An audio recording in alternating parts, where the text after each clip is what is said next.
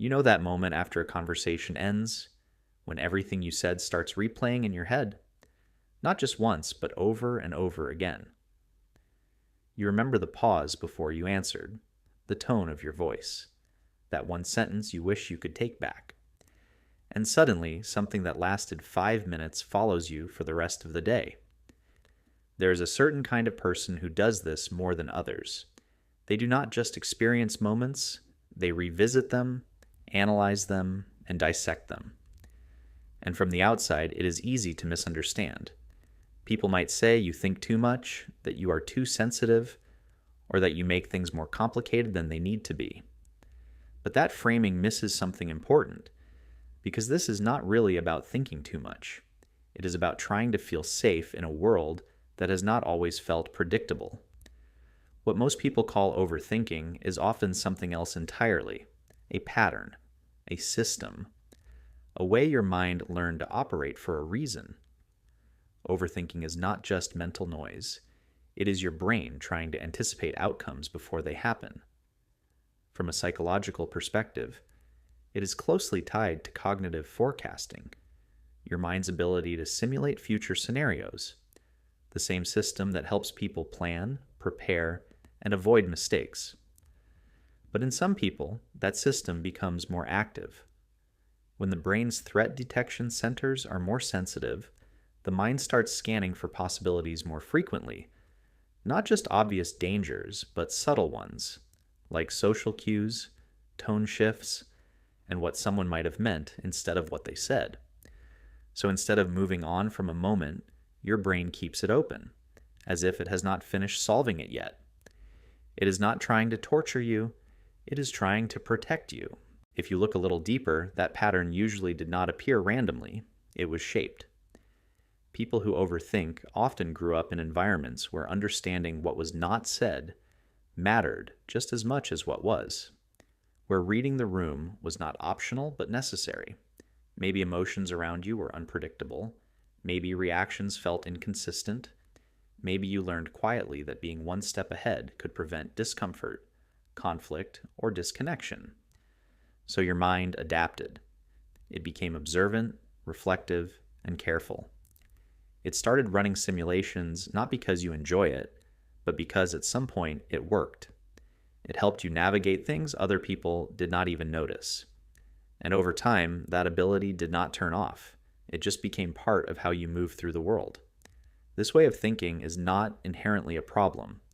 It is not better and it is not worse. It is simply one way human mind can be wired. Some people process externally, they speak, react, and move on quickly. Others process internally. They reflect, revisit, and refine. Neither is more correct. They just come with different experiences. The difficulty with overthinking is not the thinking itself. It is what happens when the mind starts searching for certainty in places where certainty does not exist. Human interactions are rarely precise. They are layered, ambiguous, and sometimes incomplete. But your brain does not like unfinished loops, so it keeps going, replaying, reframing, and reinterpreting, not because it is broken, but because it is trying to arrive at a conclusion that feels stable. And this is where the paradox appears. The same mind that allows you to notice nuance, pick up on subtle emotional details, and understand people on a deeper level is also the mind that struggles to let things go. The strength and the weight come from the same place. You see more, which means you also process more, and sometimes that creates a quiet exhaustion that is hard to explain. From the outside, nothing big happened, but internally, a lot did.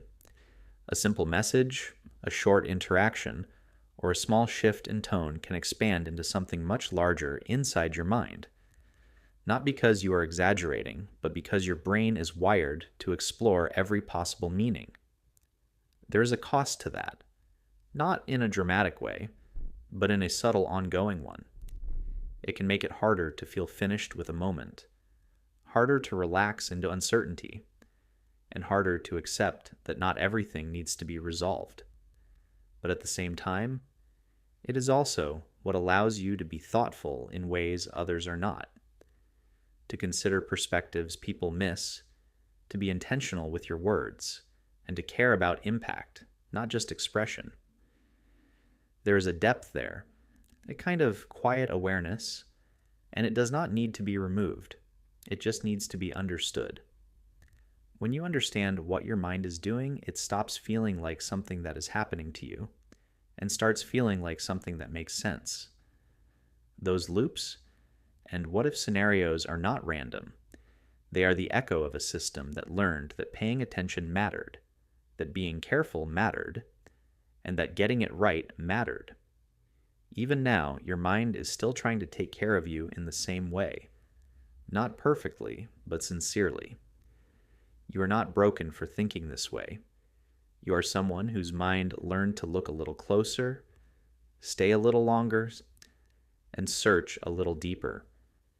And while that can feel heavy at times, it also means you experience the world with a level of awareness that many people never fully develop. Understanding that tends to change more than you expect.